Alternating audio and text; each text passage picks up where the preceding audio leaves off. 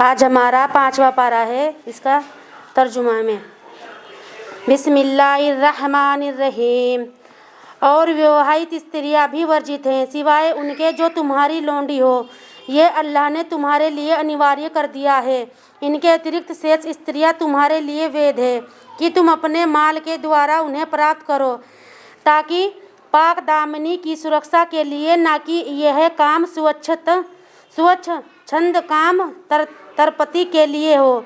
फिर उनमें दाम्पत्य जीवन का आनंद लो तो उसके बदले उनका निश्चित किया हुआ हक मेहर अदा करो। और यदि हक निश्चित हो जाने के बाद तुम आपस में अपनी खुशी से कोई समझौता कर लो तो इसमें तुम्हारे लिए कोई दोष नहीं। निसंदेह अल्लाह सब कुछ जानने वाला तत्वदर्शी है। और तुम में से जिस किसी की इतनी सामर्थ्य ना हो कि पाक दामन स्वतंत्र ईमान वाली स्त्रियों से विवाह कर सकें, तो तुम्हारी वे ईमान वाली जवान लौंडियाँ ही सही जो तुम्हारे कब्जे में हो। और अल्लाह तुम्हारे ईमान को भली भांति जानता है। तुम सब आपस में एक ही हो तो उनके मालिकों की अनुमति से तुम उनसे विवाह कर लो और सामान्य नियम के अनुसार उन्हें उनका हक भी दो। वे पाक दामनी की सुरक्षा करने वाली हो, स्वच्छंद काम तरपति करने वाली ना हो, और ना वह चोरी छिपे गैरों से प्रेम करने वाली हो। फिर जब वे विवाहित बना ली जाए और उसके बाद कोई अश्लील कर्म कर बैठे तो जो दंड सम्मानित स्त्रियों के लिए है उसका आधा उनके लिए होगा। ये तुम में से उस व्यक्ति के लिए है जो उसे खराबी में पड़ जाने का भय हो। और यह कि तुम धैर्य से काम लो तो ये तुम्हारे लिए अधिक अच्छा है। निसंदेह अल्लाह बहुत क्षमाशील दयावान है। अल्लाह चाहता है कि तुम पर स्पष्ट कर दे और तुम्हें उन लोगों के तरीकों पर चलाएं जो तुमसे पहले हुए हैं, और तुम पर दया दृष्टि करें। अल्लाह तो सब कुछ जानने वाला तत्वदर्शी है। और अल्लाह चाहता है कि तुम पर दया दृष्टि करे, किंतु जो लोग अपनी तुच्छ इच्छाओं का पालन करते हैं वे चाहते हैं कि तुम राह से हटकर बहुत दूर जा पड़ो। अल्लाह चाहता है कि तुम पर से बोझ हल्का कर दे, क्योंकि इंसान निर्बल पैदा किया गया है। ऐ ईमान लाने वालों, आपस में एक दूसरे के माल गलत तरीके से ना खाओ। ये और बात है कि तुम्हारी आपस की रजामंदी से कोई सौदा हो, और ना अपनों की हत्या करो। निसंदेह अल्लाह तुम पर बहुत दयावान है। और जो कोई जुल्म और ज्यादती से ऐसा करेगा तो उसे हम जल्द ही आग में झोंक देंगे, और ये अल्लाह के लिए सरल है। यदि तुम उन बड़े गुनाहों से बचते रहो जिनसे तुम्हें रोका जा रहा है, तो हम तुम्हारी बुराइयों को तुमसे दूर कर देंगे, तुम्हें प्रतिष्ठित स्थान में प्रवेश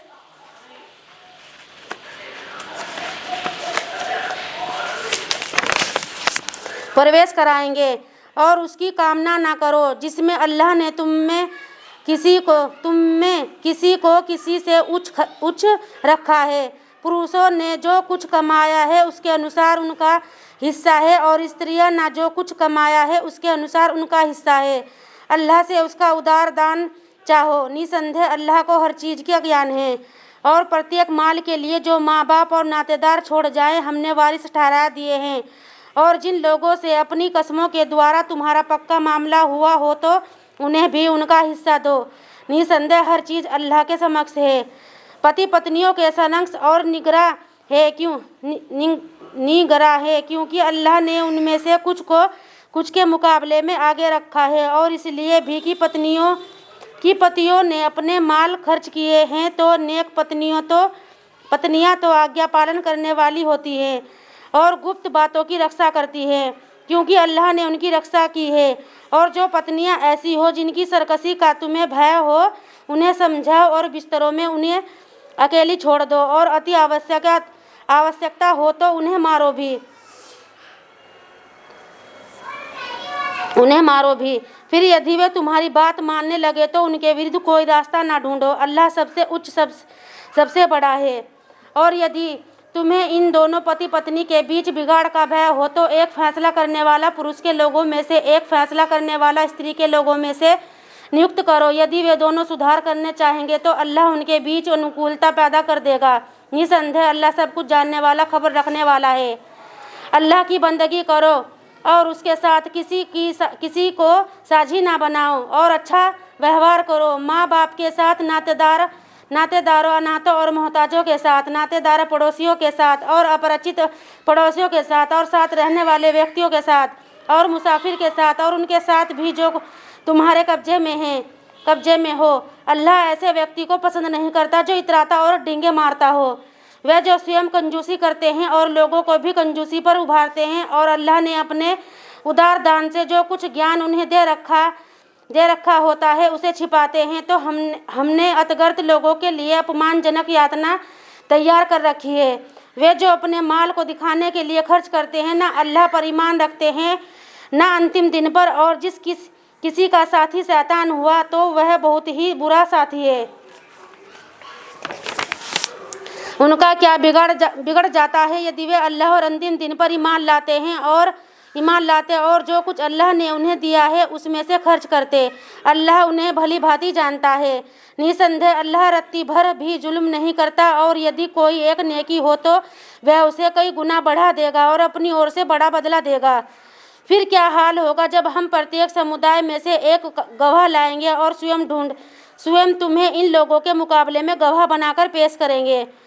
उस दिन वे लोग जिन्होंने इनकार किया होगा और रसूल की अवगा की होगी यही चाहेंगे कि किसी तरह उन्हें धरती में समोकर उसे बराबर कर दिया।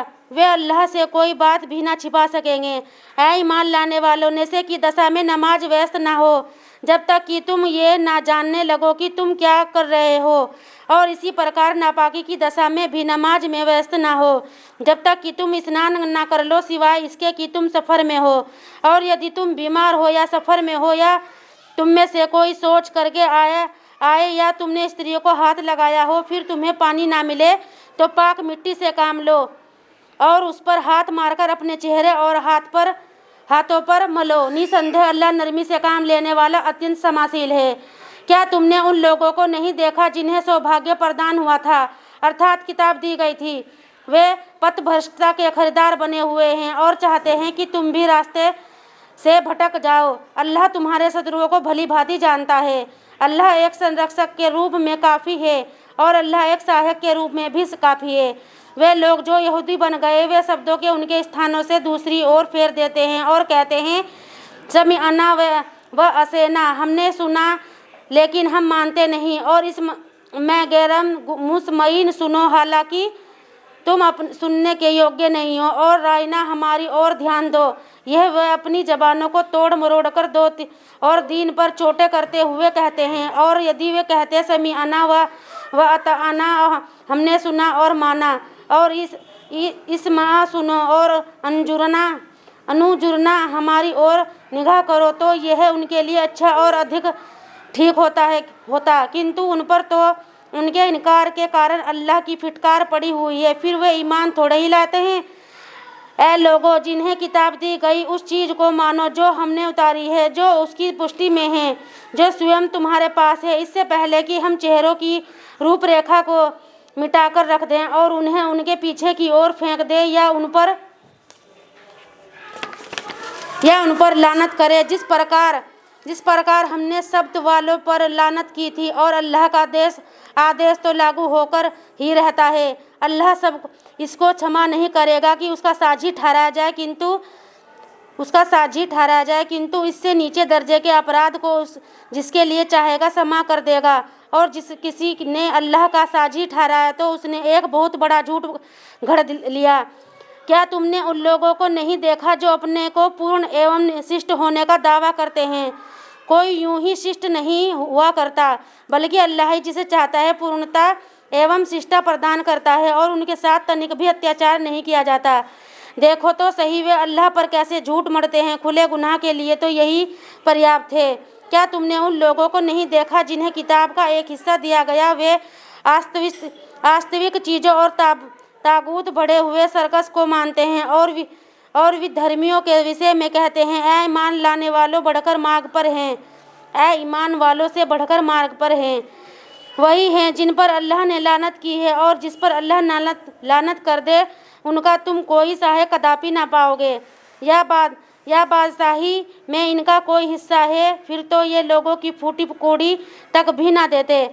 या ये लोगों से इसलिए ईर्ष्या करते हैं कि अल्लाह ने उन्हें अपने उदार दान से अनुग्रहित कर दिया। हमने तो इब्राहिम के लोगों को किताब और हिकमत तौदर्शिता दी और उन्हें बड़ा राज्य प्रदान किया।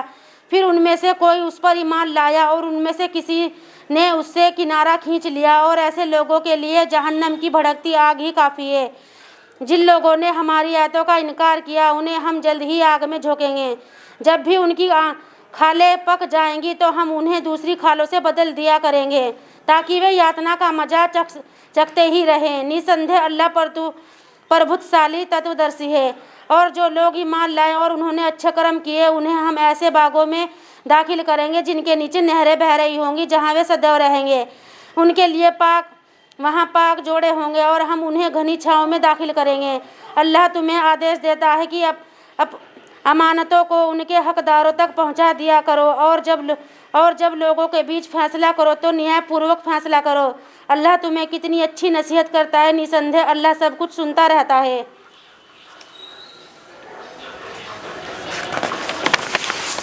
ऐ ईमान लाने वालों, अल्लाह की आज्ञा का पालन करो और रसूल का कहना मानो और उनका भी कहना मानो जो तुम में अधिकारी लोग हैं। फिर यदि तुम्हारे बीच किसी मामले में झगड़ा हो जाए तो उसे तुम अल्लाह और रसूल की ओर लौटाओ। यदि तुम अल्लाह और अंतिम दिन पर ईमान रखते हो, यही उत्तम है और परिणाम की दृष्टि से भी अच्छा है। क्या तुमने उन लोगों को नहीं देखा जो दावा तो यह करते हैं कि वे उस चीज़ पर ईमान रखते हैं जो तुम्हारी ओर उतारी गई है और जो तुम्हारे पहले उतारी गई है, और चाहते हैं कि अपना मामला तागूत के पास लेकर जाकर फैसला कराएं, जबकि उन्हें हुक्म दिया गया है कि वे उसका इनकार करें। परंतु शैतान तो उन्हें भटकाकर बहुत दूर डाल देना चाहता है। और जब उनसे कहा जाता है कि आओ उस चीज़ की ओर और जो अल्लाह ने उतारी है और आओ रसूल की ओर, तो तुम मुनाफिकों कपटाचारियों को देखते हो कि वे तुमसे कतराकर रह जाते हैं। फिर कैसी बात होगी कि जब उनकी अपनी ही करतूतों के कारण उन पर बड़ी मुसीबत आ पड़ेगी। फिर वे तुम्हारे पास अल्लाह की कसमें खाते हुए आते हैं कि हम तो केवल भलाई और बनाव चाहते थे। ये वे लोग हैं जिनके दिलों की बात अल्लाह भली भांति जानता है, तो तुम उन्हें जाने दो और उन्हें समझाओ और उनसे उनके विषय से ये बात कहो जो प्रभावकारी हो। हमने जो रसूल भी भेजा इसलिए भेजा कि अल्लाह की अनुमति से उसकी आज्ञा का पालन किया जाए, और यदि ये उस समय जबकि उन्होंने स्वयं अपने ऊपर जुल्म किया था तुम्हारे पास आ जाते और अल्लाह से क्षमा चाहते और रसूल भी इसके लिए क्षमा की प्रार्थना करता, तो निश्चय ही वे अल्लाह को अत्यंत क्षमाशील और दयावान पाते। तो तुम्हें तुम्हारे रब की कसम, ऐ ईमान वाले नहीं हो सकते जब तक कि अपने आपस के झगड़े में ये तुमसे फैसला ना कराएं। फिर जो फैसला तुम कर दो उस पर ये अपने दिल में कोई तंगी ना पाए और पूरी तरह मान लें। और यदि कहीं हमने उन्हें आदेश दिया होता अपनों को कत्ल करो या अपने घरों से निकल जाओ, तो उनमें से थोड़े ही ऐसा करते। हालांकि जो नसीहत उन्हें की जाती है अगर वे उसे व्यवहार में लाते तो यह बात उनके लिए अच्छी होती और ज़्यादा जमाव पैदा करने वाली होती, और उस समय हम उन्हें अपनी ओर से निश्चय ही बड़ा बदला प्रदान करते और उन्हें सीधे मार्ग पर भी लगा देते। जो अल्लाह और रसूल की आज्ञा का पालन करता है तो ऐसे ही लोग उन लोगों के साथ हैं जिन पर अल्लाह की कृपा दृष्टि रही है। वे नबी, सिद्दीकी, शहीद और अपने लोग हैं, और वे कितने अच्छे साथी हैं। यह अल्लाह का उदार अनुग्रह है और काफ़ी है अल्लाह इस हाल में कि वह भली भांति जानता है। ऐ ईमान लाने वालों, अपने बचाव की सामग्री संभालो, फिर या तो अलग अलग टुकड़ियों में निकलो या इकट्ठे होकर निकलो। तुम में से कोई ऐसा भी है जो ढीला पड़ जाता है, फिर यदि तुम पर कोई मुसीबत आए तो कहने लगता है कि अल्लाह ने मुझ पर कृपा की कि मैं इन लोगों के साथ ना गया। परंतु यदि अल्लाह की ओर से तुम पर कोई उदार अनुग्रह हो तो वह इस प्रकार में जैसे तुम्हारे और उसके बीच प्रेम का कोई संबंध ही नहीं कहता है। क्या ही अच्छा होता कि मैं भी उनके साथ होता तो बड़ी सफलता प्राप्त करता। तो जो लोग आखिरत परलोक में के बदले सांसारिक जीवन का सौदा करें, उन्हें चाहिए कि अल्लाह के मार्ग में लड़ें। जो अल्लाह के मार्ग में लड़ेगा, चाहे वह मारा जाए या विजयी रहे, उसे हम शीघ्र ही बड़ा बदला प्रदान करेंगे। तुम्हें क्या हुआ है कि अल्लाह के मार्ग में और ना कमज़ोर पुरुषों, औरतों और बच्चों के लिए युद्ध ना करो, जो प्रार्थना करते हैं कि हमारे रब, तू हमें इस बस्ती से निकाल जिसके लोग अत्याचारी हैं, और हमारे लिए अपनी ओर से तू कोई समर्थक नियुक्त कर, और हमारे लिए अपनी ओर से तू कोई सहायक नियुक्त कर। ईमान लाने वाले तो अल्लाह के मार्ग में युद्ध करते हैं, और अधर्मी लोग ताकूत बढ़े हुए सर्कस के मार्ग में युद्ध करते हैं। अतः तुम शैतान के मित्रों से लड़ो, निश्चय ही शैतान की चाल बहुत कमज़ोर होती है। क्या तुमने उन लोगों को नहीं देखा जिनसे कहा गया था कि अपने हाथ रोके रखो और नमाज कायम करो और ज़कात दो, फिर जब उन्हें युद्ध का आदेश दिया गया तो क्या देखते हैं कि उनमें से कुछ लोगों का हाल ये है कि वे लोगों से ऐसा डरने लगे जैसे अल्लाह का डर हो, या ये डर उससे भी बढ़कर हो। कहने लगे, हमारे रब, तूने तो हम पर युद्ध क्यों अनिवार्य कर दिया, क्यों ना थोड़ी मोहलत हमें और दी। कह दो, दुनिया की पूंजी बहुत थोड़ी है, जबकि आखिरत उस व्यक्ति के लिए अधिक अच्छी है, और जो अल्लाह का डर रखता है, और तुम्हारे साथ तनिक भी अन्याय न किया जाएगा।